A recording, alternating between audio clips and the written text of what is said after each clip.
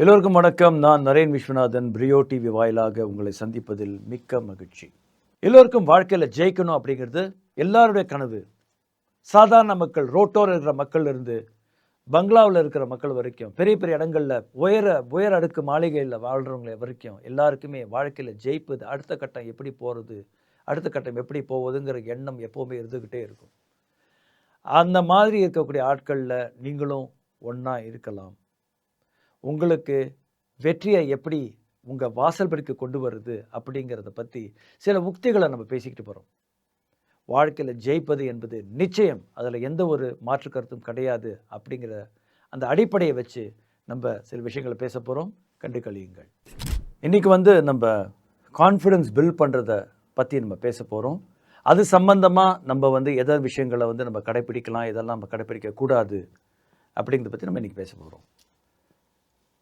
Confidence வந்ததுன்னா நம்மக்கிட்ட இருந்தது. கான்ஃபிடென்ஸ் என்ன? நம்பிக்கை. செல்ஃப் கான்ஃபிடென்ஸ் தன்னம்பிக்கை. தன்னம்பிக்கை நம்மளுக்கு இருக்கும் பொழுது நம்ம ஏற்கனவே பார்த்த மாதிரி நம்ம பழக்க வழக்கங்கள் மாறும். நம்ம ரொம்ப ரொம்ப கிளியராக இருப்போம். நம்ம மூமெண்ட் ரொம்ப கிளியராக இருக்கும். டைரக்ஷன் கிளியராக இருக்கும். சொன்ன நேரத்தில் சொன்ன இடத்துக்கு சரியாக போய் சேருவோம். கான்ஃபிடென்ஸ் இருந்தால். இல்லைன்னு சொன்னால் நம்ம 10 மணிக்கு வரோன்னு சொன்னால் 11 மணிக்கு போவோம். கேட்டால் டிராஃபிக் ஜாம்னு சொல்லுவோம், மழை பெஞ்சதுன்னுவோம், ஏதோ ஒரு காரணம் சொல்லுவோம். இந்த காரணம் சொல்லும்போது தெரிஞ்சிக்க வேண்டியதான். நீங்கள் உங்களை சுய பரிசோதனை படி பார்க்கும்போது உங்களுக்கு தெரியும், பேசிக்காக நம்மளுக்கு தன்னம்பிக்கை இல்லாதனால தான் இந்த மாதிரி விஷயங்களை நம்ம சொல்லுறோம் அப்படின்னு தெரிஞ்சுக்கணும். சரி, அப்படி தன்னம்பிக்கை எப்படி சார் வளர்த்துக்கிறது அப்படின்னா 2-3 வழிகள் இருக்குது. ஸோ வழியை நான் சொல்கிறேன். சுலபமாக எல்லோரும் ஃபாலோ பண்ணுற மாதிரி ஒரு வழியை சொல்கிறேன். சின்ன சின்ன விஷயங்களை எடுத்துக்கோங்க. உதாரணத்துக்கு நீங்கள் காலையில் உங்களுடைய ஆஃபீஸ்க்கோ காலேஜ்க்கோ டைமுக்கு போகிறத, இல்லை ஒரு மீட்டிங்க்கு டைமுக்கு போகிறதா இருந்தால் அதை டைமுக்கு போகிறதுக்கு ஆரம்பிங்க. கிளாஸில் உட்காந்துருக்கீங்கன்னு சொன்னால் ஃபுல்லாக என்ன சொல்கிறாங்கன்னு கவனிங்க. புரியுதோ இல்லையோ கவனிங்க. Show up whether we understand or not. புரியுதோ இல்லையோ நம்ம உட்காந்து கவனிக்க ஆரம்பிங்க. ஏன்னா நம்ம இந்த மொமெண்ட் நம்ம ஒரு இடத்துக்கு போய் நம்மளுடைய இன்டென்ஷனை காட்டினோம்னா, நம்மளுடைய நோக்கத்தை காட்டினோம்னா என்ன ஆகும்னு சொன்னால், நம்மளுடைய மூளை தயாராகும் விஷயங்களை கிரகிக்கிறதுக்கு. எப்படா முடியும், ஏதோ உளறிட்டு இருக்கான் உட்காந்துருப்போம் அப்படின்னு உட்காந்துருந்தோம்னா நம்மளுடைய இன்டென்ஷன் அங்கே இல்லாத பொழுது மூளை ரெடி ஆகாது. மூளை ஒரு அபாரமான ஒரு விஷயம். எல்லோரும் நிறைய நீங்கள் கேள்விப்பட்டிருப்பீங்க. அதை நீங்கள் சிறப்பாக செயல்படுத்தணும்னு சொன்னால் அடிப்படையில் உங்களுக்கு ஃபோக்கஸும் இன்டென்ட்டும் தேவை. அப்போ இன்டென்ஷனலாக நீங்கள் ஒரு கிளாஸுக்கு போகும்பொழுதோ ஒரு மீட்டிங்கில் உட்காரும்பொழுதோ உங்கள் மூளை என்ன செய்யுதுன்னா கூர்த்திட்டப்படுது. உங்களுக்கே தெரியாமல் மூளை செய்ய வேண்டிய வேலையை சரியாக செய்யும். அலைன்மெண்ட் சரியாக கொண்டு வரும். அப்போ சின்ன சின்ன விஷயங்களை நீங்கள் சின்ன சின்ன வெற்றிகளை கொண்டாடுங்க. உதாரணத்துக்கு யூபிஎஸ்சி பரீட்சை எழுதுவதாக இருக்கலாம், இல்லை ஒரு இன்ஜினியரிங் காலேஜ் ஃபைனல் இயர் படிக்கிறதா இருக்கலாம், ஒரு ஆர்ட்ஸ் காலேஜ் படிக்கிறதா இருக்கலாம், இல்லை ஒரு சிறு வியாபாரியாக இருக்கலாம், இல்லைனா பெரிய வியாபாரியாக இருக்கலாம். யாராக இருந்தாலும் சரி, சின்ன சின்ன விஷயங்களை இருக்கக்கூடிய வெற்றியை கொண்டாட பழகுங்க. நான் ஸ்டேட்டில் நம்பர் 1 வந்தால் தான் நான் வெற்றியை கொண்டாடுவேன். நான் யூபிஎஸ்சி ரேங்க் இந்தியாவில் நம்பர் 1 வந்தால் தான் வெற்றியை கொண்டாடுவேன் அப்படிங்கிறத மாதிரி பர்ஃபெக்ஷனுக்கு போகக்கூடாது. பர்ஃபெக்ஷனுக்கு போனீங்கன்னு சொன்னால் நம்மளுடைய கான்ஃபிடென்ஸ் ரொம்ப பாதிக்கப்படும். நம்ம கம்பேர் பண்ணி பார்த்துக்குவோம். ஐடியல் ஸ்டேட்டுக்கும் ரியல் ஸ்டேட்டுக்கும் கம்பேர் பண்ணி பார்க்கும்பொழுது நம்மக்கிட்ட தொய்வு இருக்கும் பொழுது நம்மளுடைய தன்னம்பிக்கை ஆட்டோமேட்டிக்காக குறையும். அப்படிங்கிறதுல எந்த வித மாற்று கருத்தும் கிடையாது. சின்ன சின்ன விஷயங்கள் எடுங்க. அந்த விஷயங்களை நீங்கள் சரியாக செய்ய ஆரம்பிங்க. அது ரிசல்ட்டுக்கு போகாதீங்க, ப்ராசஸ்க்கு போங்க. எப்போவுமே process is more important than ரிசல்ட்ஸ்ன்னு சொல்லுவாங்க இல்லைங்களா? அந்த ப்ராசஸில் முழு கவனத்தையும் நம்ம வைக்கணும். அடுத்த விஷயம், சரி, இந்த மாதிரி நடக்கும்போது நம்மளை சுற்றி மாற்றங்கள் ஏற்படும். என்ன மாற்றங்கள் ஏற்படும்னா, உங்கள் இடத்த நீங்கள் உட்காந்துருக்கிற டேபிள், உங்கள் ஆஃபீஸ், நீங்கள் பயன்படுத்துகிற உங்களுடைய வண்டி, உங்களுடைய காராக இருக்கலாம், உங்கள் பைக்காக இருக்கலாம், சுத்தமாக வைக்க ஆரம்பிப்பீங்க. அழகாக புக்ஸ் எல்லாம் அழகாக அடுக்கி வைக்கக்கூடிய ஒரு சூழ்நிலையை நீங்கள் உருவாக்குவீங்க. ரம்மியமான ஒரு சூழ்நிலை உங்களுக்கே தெரியாமல் பாருங்கள், எல்லாம் கலைஞ்சு கிடக்கிறத சரியாக அடுக்கி வைக்க ஆரம்பிப்பீங்க. சரியாக அடுக்கி வைக்க ஆரம்பிச்சிங்கன்னா உங்கள் மூளை உங்களுடைய உங்களோட மூளையோட அலைன்மெண்ட் சரியாக ஆயிட்டுருக்குன்னு அர்த்தம். யாருக்கெல்லாம் வந்து ரொம்ப குழப்பமான மனநிலைமை இருக்காங்களோ அவங்களெல்லாம் பாருங்கள், அவங்க பயன்படுத்த இடத்த பாருங்கள், ரொம்ப ரொம்ப கசமுசான்னு கிடக்கும். இது வந்து ஒரு இண்டிகேஷன். சரிங்களா? ஸோ 2வது வழி எப்படி கான்ஃபிடன்ஸை பில்ட் பண்ணலாம்னு சொன்னால், ஏதோ ஒரு சின்ன கோர்ஸ் எடுத்துக்கோங்க. ஆன்லைனில் நிறைய கோர்ஸ் இருக்குது. நிறைய கம்பெனிஸ் வந்து ஃப்ரீ கோர்சஸ் கொடுக்குறாங்க. ஒரு கோர்ஸ் எடுங்க, கோர்ஸ் எடுத்து கொஞ்சம் கொஞ்சமாக படித்து முடிங்க. பரீட்சை எழுதுங்க, பாஸோ ஃபெயிலோ பரீட்சை எழுதுங்க. இப்போ என்ன ஆகும்னா, உங்கள் மூளையை வந்து நீங்கள் அலைன் பண்ணுறீங்க. இது வெற்றிக்காக கூர்த்திட்டுறீங்க. சரியா? 3வது விஷயம் என்னன்னு சொன்னால், 3வது வழி என்னன்னு சொன்னீங்கன்னா, இந்த 2 வழியும் நீங்கள் கலந்து கூட செய்ய முடியும். சின்ன சின்ன விஷயங்களை கொண்டாடுறது, ஒரு விஷயத்தை நீங்கள் தொடர்ச்சியாக செய்கிறது. தொடர்ச்சியாக செய்கிற விஷயத்துக்கு பவர் வந்து ரொம்ப ரொம்ப அதிகம். ரொம்ப பேர் தோக்கிறதுக்கு காரணமே தொடர்ச்சியின்மையை தான் காரணம். இன்கன்சிஸ்டன்சி தான் காரணம். ஸோ இந்த 3 விஷயங்களும் நீங்கள் வந்து 3 ஸ்ட்ராட்டஜியில் ஏதோ ஒன்று நீங்கள் பயன்படுத்துனீங்கன்னு சொன்னால், இன்றைக்கோ நாளைக்கோ வெற்றி நிச்சயம். ஆனால் நீங்கள் செய்கிறதா இருந்தால் கன்சிஸ்டண்ட்டாக செய்யணும், தொடர்ச்சியாக செய்யணும். 3 சி முக்கியம் லைஃப்பில் நம்ம ஜெயிக்கிறதுக்கு. மொதல் சி ஆக முக்கியமான சி, எழுத்தில் சி இருக்குல்ல, ஏபிசி இருக்குல்ல, அந்த சி சொல்கிறேன். மொதல் சி வந்து உங்களுடைய தைரியம், கரேஜ் அப்படின்னு சொல்லுவாங்க. தைரியம் இல்லாதவன் எதையுமே சாதிக்க முடியாது. தைரியம் அடிப்படையில் தைரியம் இருக்கணும். ஒரு கிரிக்கெட் மேட்ச் ஆட போகிறீங்கன்னா, கிரிக்கெட் மேட்சுக்கு போய் பேட்டை பிடிச்சி நிற்கிறதுக்கு தைரியம் வேணும் இல்லைங்களா? ஸோ கரேஜ் முக்கியம். கரேஜ் இருந்ததுன்னு சொன்னால் கண்டிப்பாக அதுலேருந்து இங்கே கான்ஃபிடென்ஸை பில்ட் பண்ண முடியும்.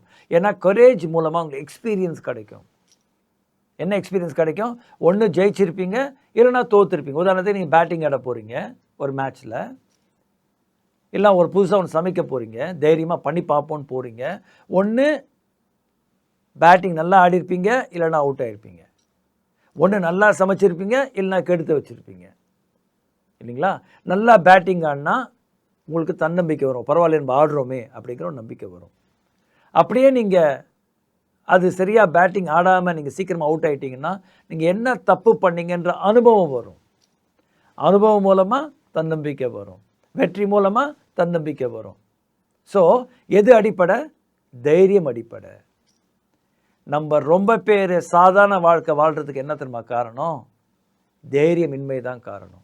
சரி, தைரியமின்மை ஏன் வருது அப்படின்னு சொன்னால், ஓவர் சென்சிட்டிவிட்டி. யாராவது ஏதாவது சொல்லிடுவாங்களோ, நம்மளை குறை சொல்லிடுவாங்களோ, நம்மளை சுற்றி ஒரு 10 பேரை வச்சுருப்போம் ஆடியன்ஸாக. நம்ம வாழ்க்கைக்கு அவங்க தான் ஸ்பெக்டேட்டர்ஸ். ஒரு கிரிக்கெட் மேட்ச் ஆடினா கிரவுண்டில் ஒரு 20,000 30,000 பேரும் உட்காந்துருப்பாங்க இல்லையா? அந்த மாதிரி நம்ம வாழ்க்கைக்கு ஒரு 10 பேர் வச்சுருப்போம் ஸ்பெக்டேட்டர்ஸாக. அது நம்ம 4 நண்பர்களாக இருப்பாங்க, அப்பா அம்மா இருப்பாங்க, அப்புறம் பக்கத்து வீட்டுக்காரங்க, எதிர் வீட்டுக்காரங்க. நீங்கள் யாரெல்லாம் வந்து ஒரு ஹை லெவலில் வச்சுருக்கீங்களோ அவங்கெல்லாம் அவங்க ஸ்பெக்டேட்டர்ஸாக வச்சுருப்பீங்க. இவங்களுக்காக நீங்கள் வாழ்க்கையை வாழ ஆரம்பிப்பீங்க. ஏன்னா அவங்க எதாவது சொல்லிட்டாங்கன்னா நம்மளுக்கு பிரச்சனையாக போயிடுமே.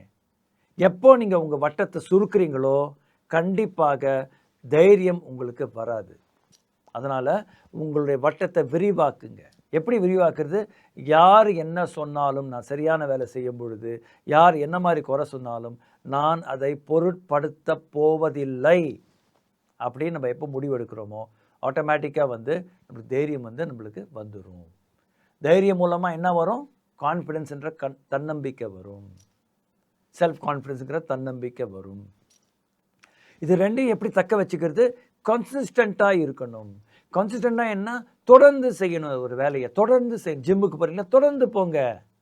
சார் ஒரு நாள் போனேன் சார், 10 செட்டு அடிச்சுட்டு வந்தேன் சார், 10 செட்டு பார்பெல் பண்ணேன், 10 செட்டு பெஞ்ச் ப்ரெஸ் பண்ணேன். அடுத்த நாள் போனேன் சார், ஒரே உடம்பு வலி. நான் என்ன பண்ணேன்னா அடுத்த நாள் ஒரு 2 நாள் கேப் விட்டேன் சார், ஒரு வாரம் கேப் ஆயிடுச்சு. அவர் ட்ரெயினர் சொன்னார், நீங்கள் வந்து கொஞ்சம் ரிலாக்ஸ் பண்ணிக்கிங்க பிரதர்னு சொன்னார் சார். ஒரு வாரம் போக போயிட்டேன் சார். அது கிடையாது கன்சிஸ்டன்சி. 10 செட் அடிக்கிறீங்களா, அடுத்த நாள் வந்து உங்களால் பண்ண முடியலாம் பரவாயில்ல, ஷூ மாட்டிட்டு போய் ஜிம்லையாக போய் உட்காருங்க. கன்சிஸ்டன்சி. சரியா? போய் 2 செட் அடிங்க. கன்சிஸ்டன்சி. வேறு ஒர்க் அவுட் பண்ணுங்க, அந்த வைபை கொண்டு வாங்க. இதுதான் கன்சிஸ்டன்சின்னு சொல்கிறாங்க. அப்போ 3 விஷயங்கள். எது?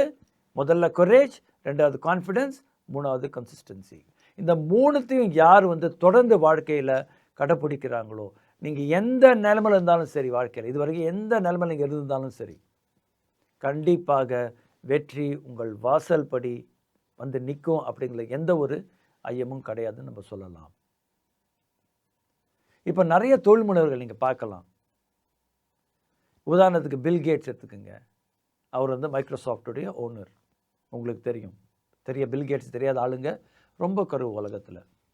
ஏன்னா அவர் ஏற்படுத்தின தாக்கம் அப்படி. நம்ம இன்றைக்கி யூஸ் பண்ணுற விண்டோஸ்,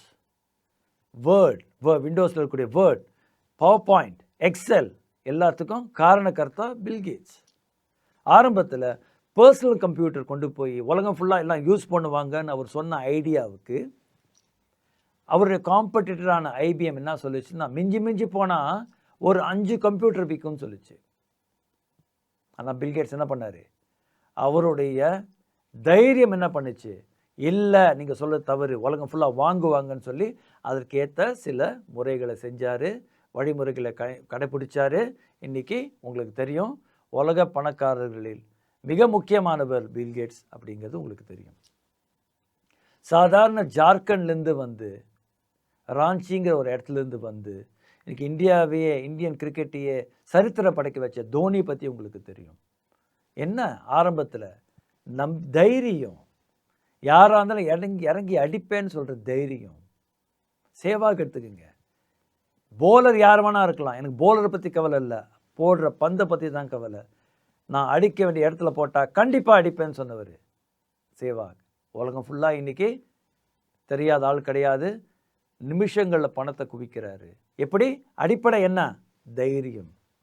சுனில் காவஸ்கர் ஹெல்மெட்டே இல்லாத காலத்தில் வெஸ்ட் இண்டீஸ் பவுலர்ஸை பார்த்து அசராம நின்று ஆடினவர்.